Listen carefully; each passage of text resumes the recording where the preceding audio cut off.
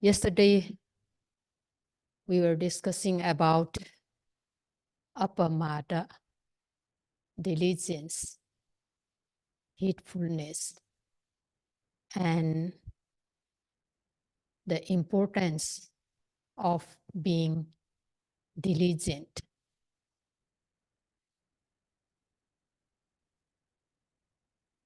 So, apamada simply, we can understand it as being aware of the objects, being aware of the objects occurring on that very moment.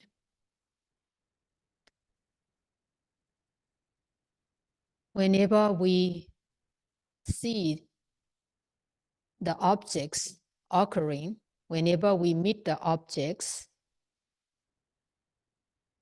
if we are able to know it, able to see it as it is, it means we are having apamada dhamma.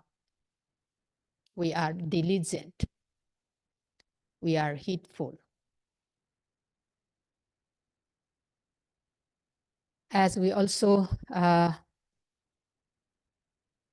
understand that apamada, diligence, is very important dhamma in the Buddha's teaching, as it is considered as the foundation for the wholesome deeds to occur. So, because this apamada dhamma is very important, how can we be diligent?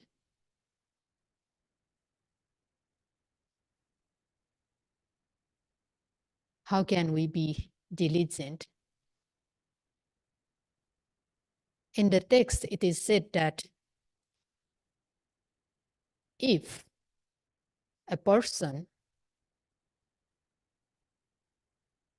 is doing his job respectfully, then that person is diligent person. So especially the meditators, when the meditators are doing their job respectfully, then the meditators are diligent, can be called diligent meditators. So doing job respectfully means in the course of practice,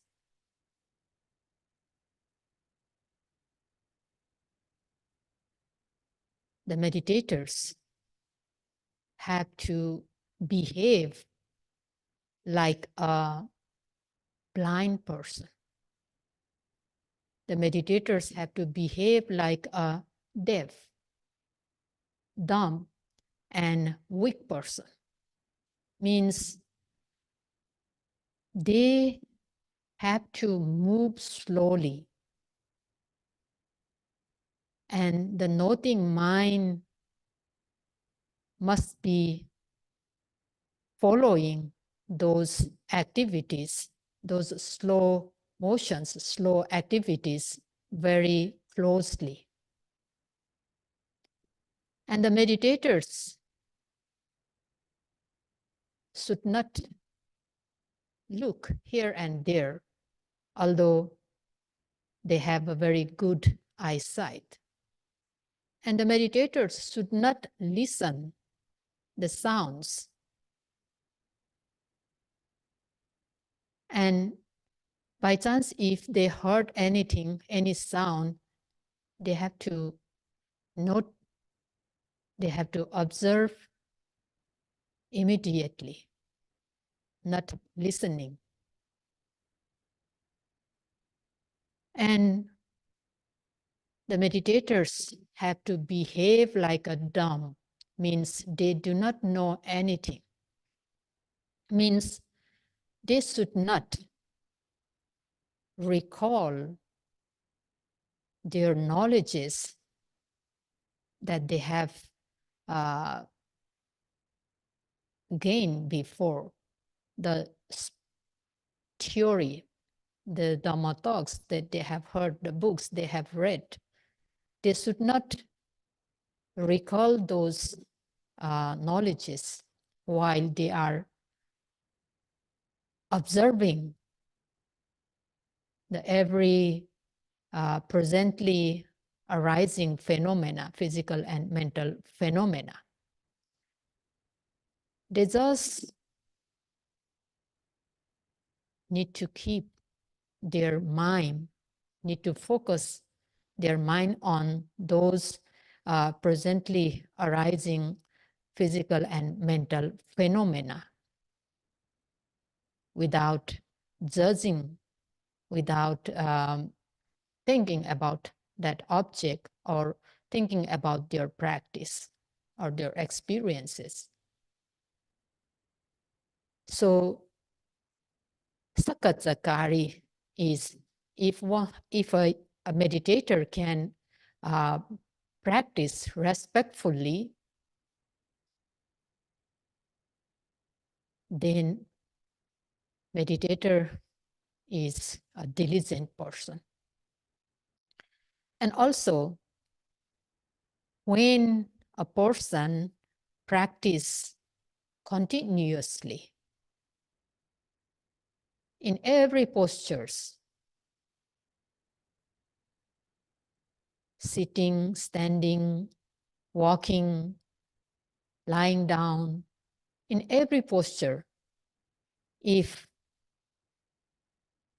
he can practice, he can maintain his mindfulness,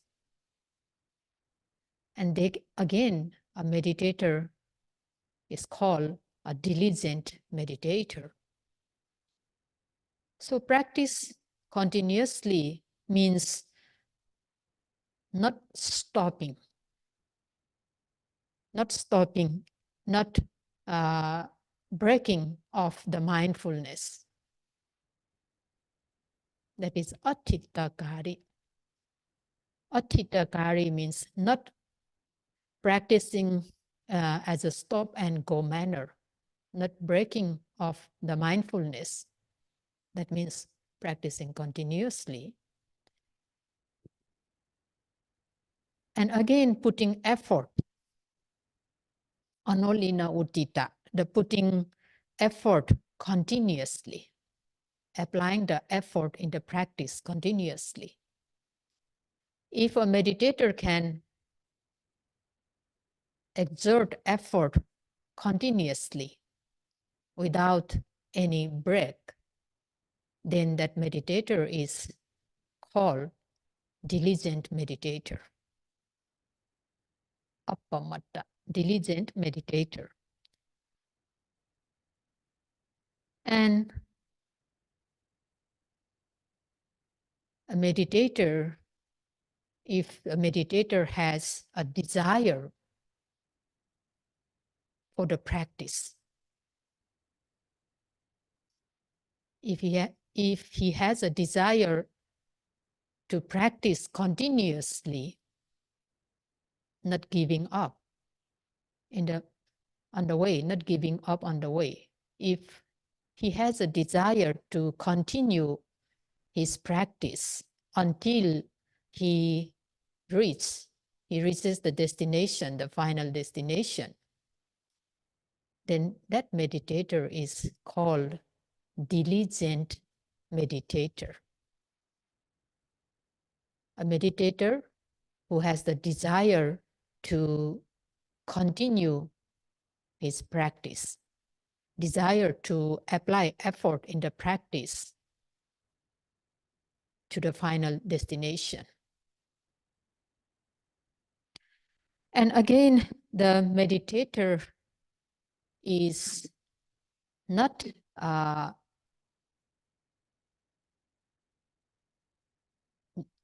leaving the practice, means he continues to apply effort. So if the yogi can practice respectfully, continuously, without break, applying effort, having desire continuously to the final destination, so that type of meditator is called diligent meditator. So therefore, when we are practicing this Satipatthana meditation, then our job is just to observe the presently arising objects. We do not have time to think about that object. We do not have a time to recall our past experiences. If we are recalling our past experiences, if we are judging, then we lose mindfulness. We lose mindfulness. If we are judging or recalling past experiences for 1 second, we lose mindfulness for 1 second. So if we are thinking about that object that we are having right now, the object occurring in the moment for 5 minutes, then we lose mindfulness for 5 minutes. So that way there will be a big gap between the notings, a very big gap between the notings, and many defilements, especially restlessness may enter, restlessness may arise because there is a big gap in the notings. We break our concentration and we won't be able to see the true natures of the objects. So we will not get the benefits. We will not experience the benefits of the practice. And because of that, the restlessness arises. Therefore, the Buddha said that appamada dhamma is very important. Being diligent is very important, especially when doing the Satipatthana Vipassana practice. So when we meet the objects, different objects, visible objects, sounds, smells, taste, tangible objects, and other mental objects. As soon as we meet those objects, if we are able to note, able to observe those objects, then the Buddha said that we are not distracted. We are not distracted externally. In one discourse, the Buddha said that, Buddha said to the monks that, "O monks, you should not be distracted. You should not be scattered or diffused externally. And again, you should not be stuck internally. You should not be scattered or distracted externally. Your mind should not be distracted or scattered or diffused externally. And again, your mind should not be stuck internally. Only if your mind is not distracted externally and not stuck internally, then you will not have a suffering. You will not have a suffering of rebirth, old age, and death in future. So here we need to understand what does it means distracted or scattered externally and stuck internally.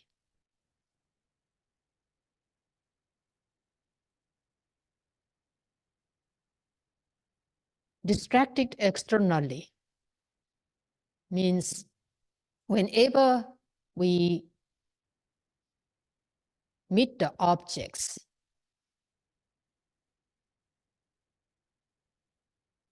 if we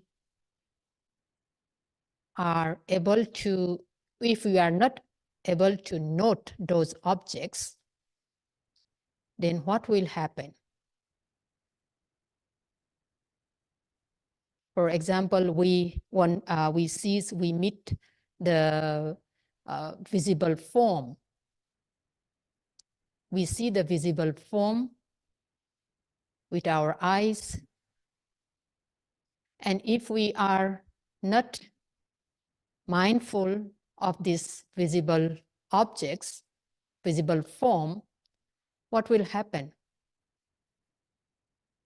If that visible form is something very desirable, very attractive, then greed may arise. If that visible object is undesirable, not attractive, anger may arise, anger will arise. And we do not know about that visible object, that means moha is there, delusion. So when we see the visible objects, if we are not aware of that visible object, means if we do not apply effort to know or to see that visible objects, if we are not mindful, the greed, anger, or delusion may arise. That means our mind is distracted externally. Of course, we all meet those objects, the sense objects, all the time. We cannot avoid. We will meet, for sure, the sense objects. While noting rising and falling movement of the abdomen, our mind focused on that rising and falling movement of the abdomen. We are knowing about this rising and falling movement of the abdomen very clearly. And the mind, suddenly the mind sees something desirable, visible objects. Instead of noting that visible objects as seeing, if we start to think about that visible objects, how it is, what it is, and if we take it as a very good, desirable one, immediately greed arises. Then that means our mind is scattered externally. When we are doing sitting meditation, our noting of the objects going very smoothly, mindfulness and concentration is very good. And at that time, a fellow yogi makes a sound, and we found that, oh, concentration break off because of that sound. And we, as soon as we hear the sound, actually as a meditator, our duty is to note that sound as hearing. Once our mind is on that sound, we should note it hearing immediately. But instead of noting that sound as hearing, we may think that, oh, this yogi is making sound, my concentration breaks, or disturbing other yogis. So if we are thinking that way, it means there is no mindfulness, and our noting mind is scattered outside, scattered externally. The Buddha said that the mind, we should not let the mind scattered externally. If we let the mind scattered externally, what will happen? We will have sufferings. So therefore, whatever the sense objects, the visible forms, sounds, smells, taste, the tangible objects, and also the mental objects, they occurs, we should note it immediately. Immediately. In sitting meditation,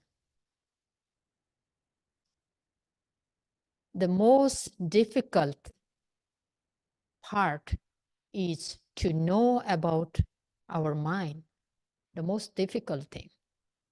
Because the mind is very hard to see, and the mind wanders here and there all the time. The mind is like a monkey in the jungle, not calm. It's very difficult to see, difficult to control our mind. And it is very subtle. So, although we think that in the practice, sometimes we are focusing, I'm focusing the main object. And I can see, I can know the main object very clearly. The rising and falling movement, from the very beginning to the end, I can follow it very closely and I can see it very clearly.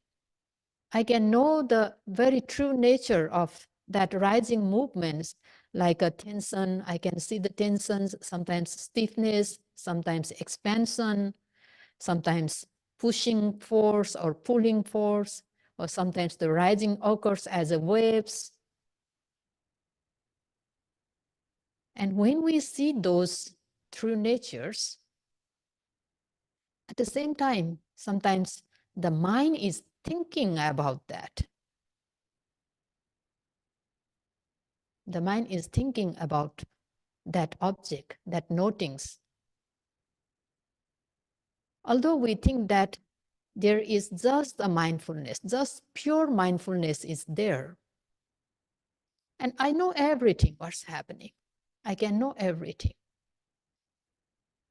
But sometimes we didn't see what's happening behind.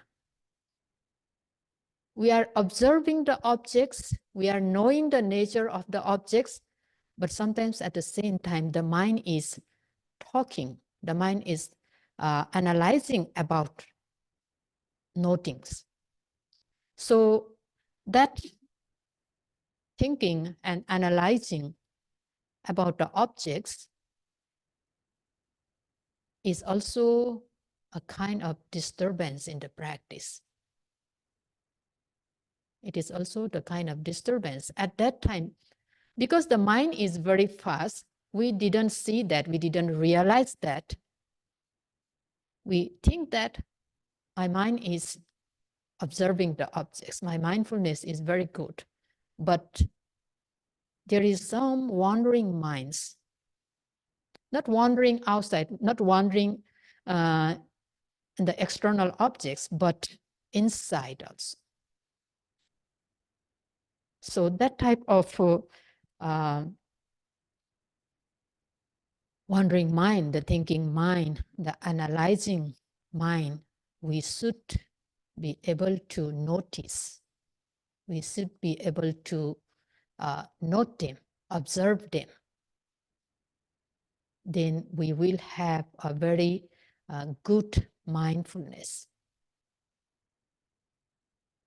Therefore, there are many mental objects, many ideas coming into our mind, and whenever those ideas occur in our mind, we have to observe it immediately.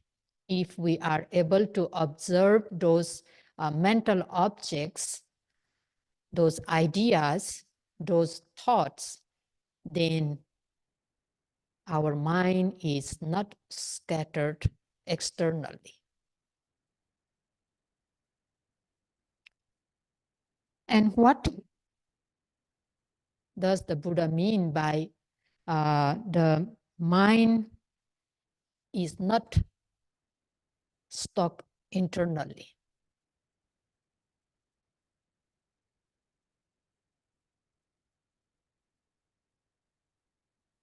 So in the course of practice, here we are doing Satipatthana Vipassana meditation. And when we observe the object, first we aim the object. We send the noting mind to the object. We incline the noting mind to the object. We are focusing that object. So this focusing, this aiming the object is one of the jhana factor called vitakka in Pali. This is one of the jhana factor. So whatever objects we are observing, whether the main object, primary object, or other secondary objects, we should send our noting mind to the object. We should incline our mind to the objects. We aim the object.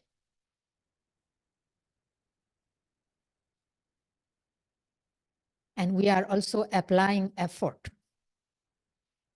We aim the object and we are applying effort, so the noting mind reaches to that object. So because of that aiming or focusing, the noting mind reaches to the object, means the noting mind touches the object. And we should try our best to keep that noting mind on that object, not letting go of the object. We should try our best to keep that noting mind on that object. So when noting mind reaches that object, that mind seems rubbing that object, means the mind stay on that object. That is another jhanic factor, vichara. So every time when we note the objects, these two factors, vitakka and vichara. Vitakka is translated as initial application, and vichara is translated as sustained application. These two factors are very important. Whether you practice tranquility meditation or whether you practice insight meditation. At the beginning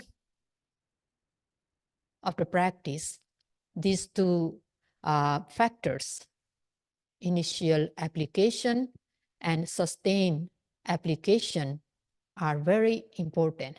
They play a very important role in the practice, in meditation. So, for example, we are noting rising movement in the abdomen. We send our mind to that rising movement so that the mind is there and it seems like rubbing that rising movement. So Vitakka and Vichara is there. When the noting mind can catch the object, then only the mind can rub that object. So again, this Vitakka aiming is like catching up the object, catching the object. The simile is given like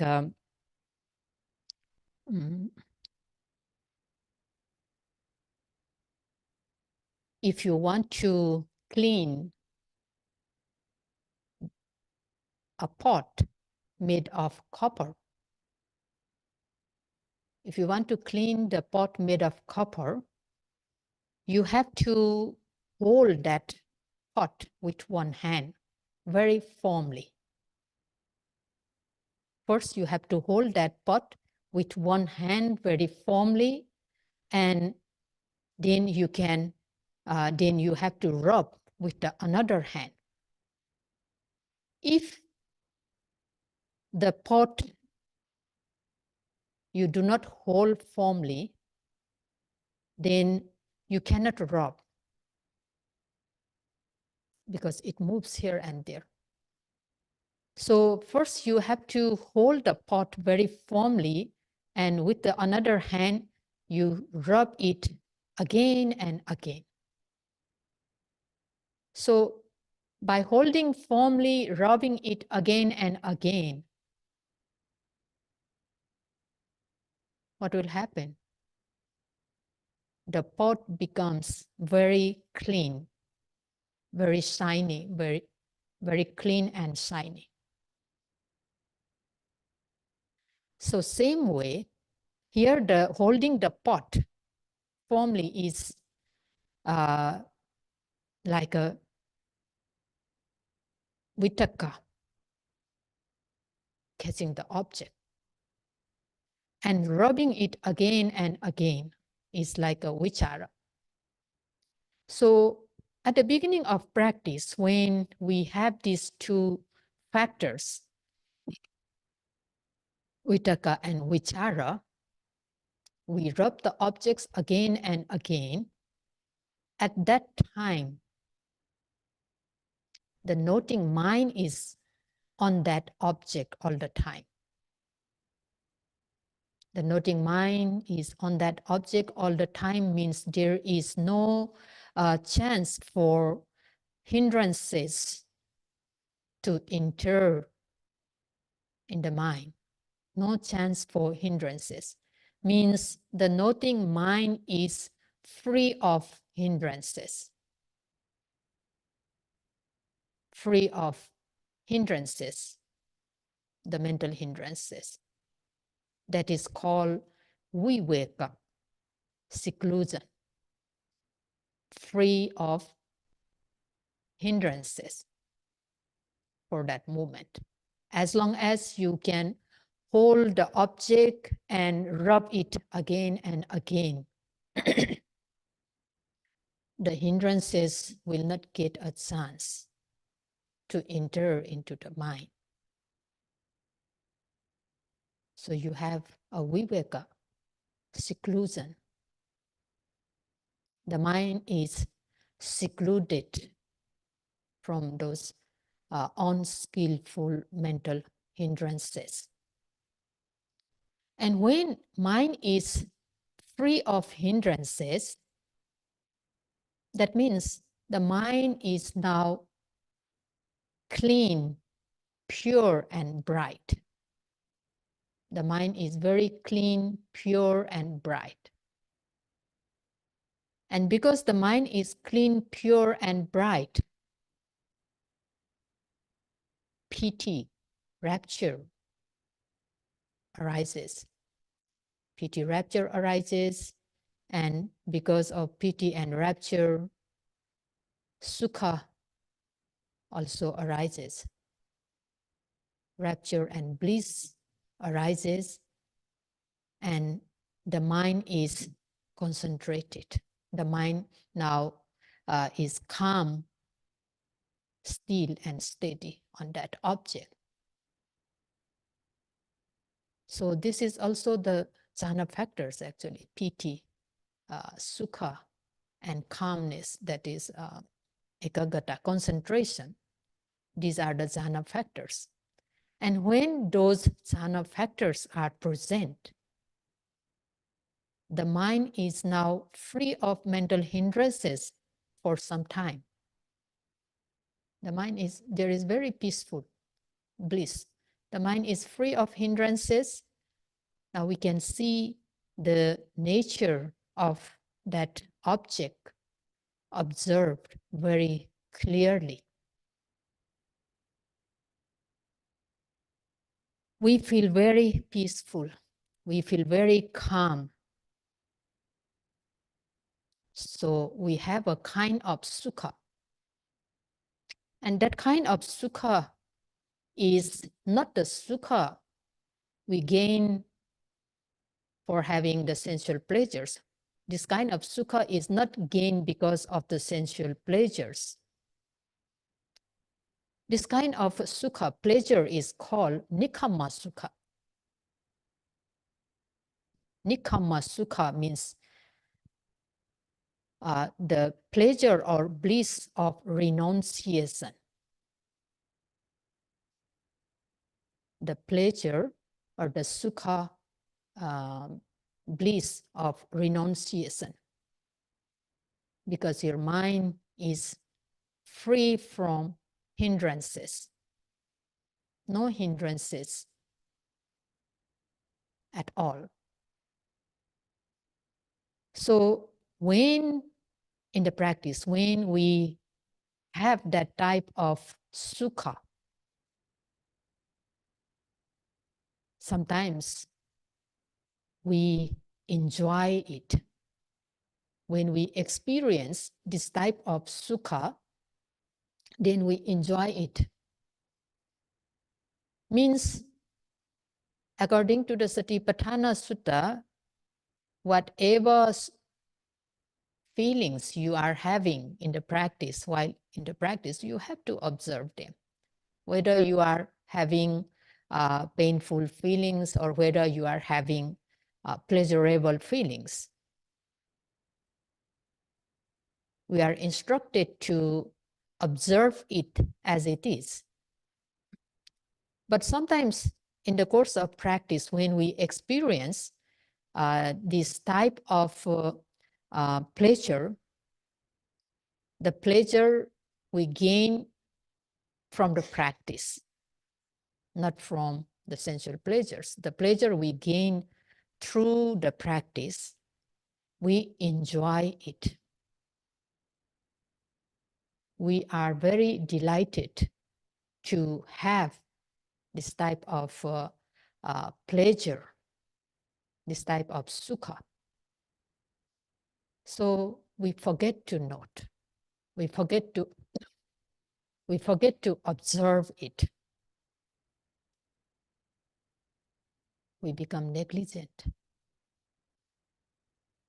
So not observing or not noting that type of experience, that type of feelings in the practice means our mind stuck internally. Our mind stuck internally. Our mind is stuck internally. Because when, if we cannot observe this type of pleasurable feelings gained through the practice, and we are delighted, very delighted, we forget to note it, means we cannot go further.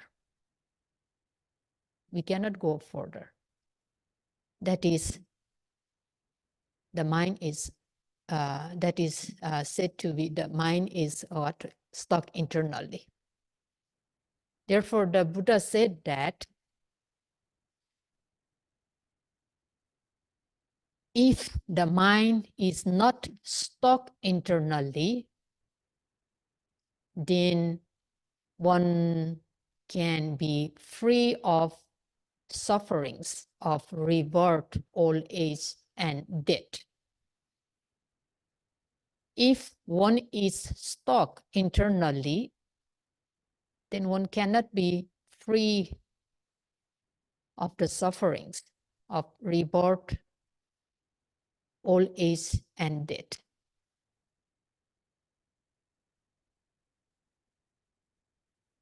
At the beginning of in the practice, after practicing for some time in the meditation, after practicing for some time, sometimes we may feel some calmness.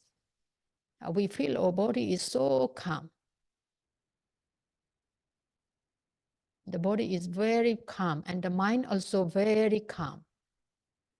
And some yogi may say, oh, there is nothing to note. There is no object, so calm, very peaceful. At that time, they enjoy that peacefulness. They are happy to have. They are very happy to have that type of peacefulness, that type of calmness.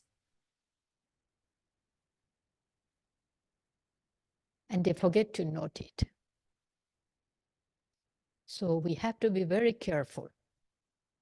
That's why we just need to remember the instruction. Yeah, the instruction in short, the short instruction, we just have to observe whatever objects occurring in that moment. Observe the objects occurring in that movement, in that moment. So means if we have that calm feeling, very peaceful feeling, that is also the kind of object that we should observe. So take it as an object, this calm feeling, that peaceful feeling, comfortable feeling.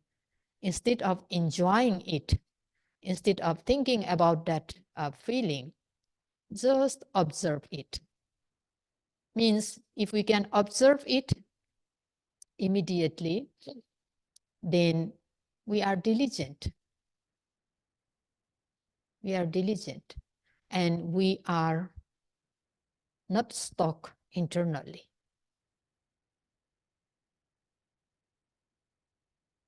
So these two facts that the Buddha told the monks: do not let your mind scattered externally, and do not let your mind stuck internally. If you are able to do that, you will be free of sufferings, the suffering of rebirth, old age, and death. So in conclusion, what we can see here, that just be mindful all the time. The mindfulness is the most important factor here. Just try to be mindful, just aware of the objects occurring in the present moment.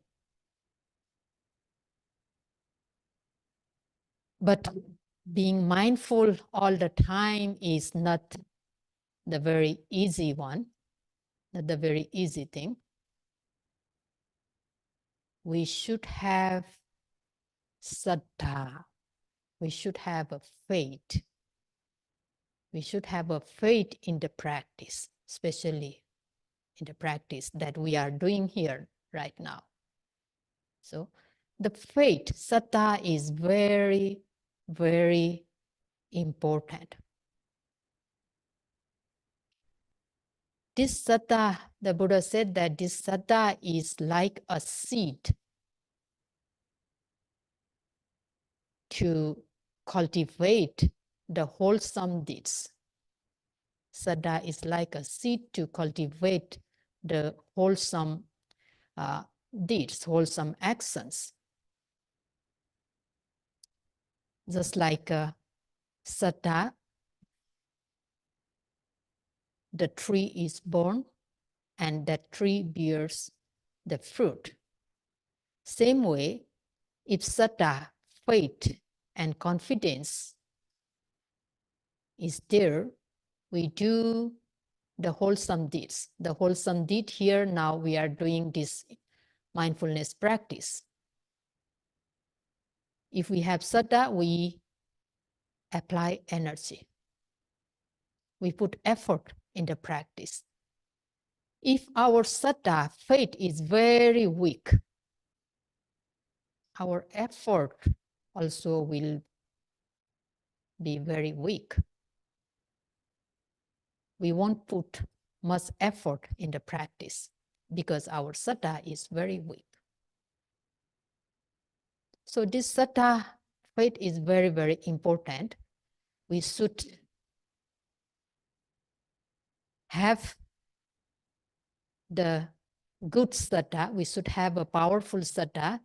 But of course, at the beginning of the practice, we may not have a strong, powerful faith in the practice because we have not experienced the benefits of the practice yet. We have not seen the benefits yet.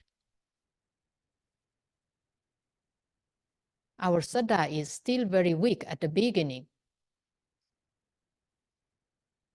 But it doesn't matter. With that weak saddha also, we can apply a great effort in the practice. Because we have heard about this, heard about the practice. This practice is how beneficial, how good, how beneficial for the beings. So because we heard about the practice,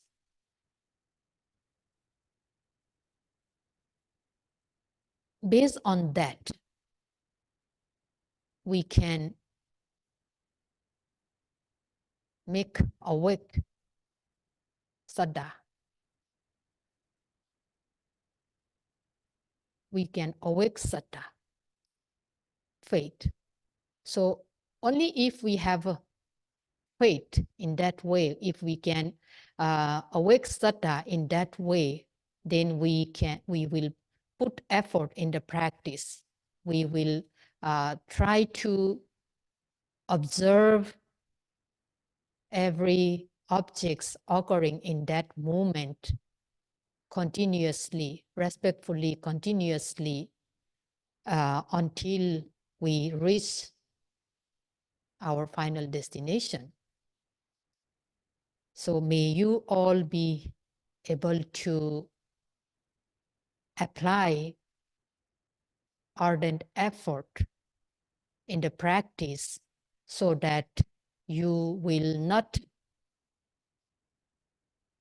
your mind will not be scattered externally and your mind will not be stuck internally. That's all for today.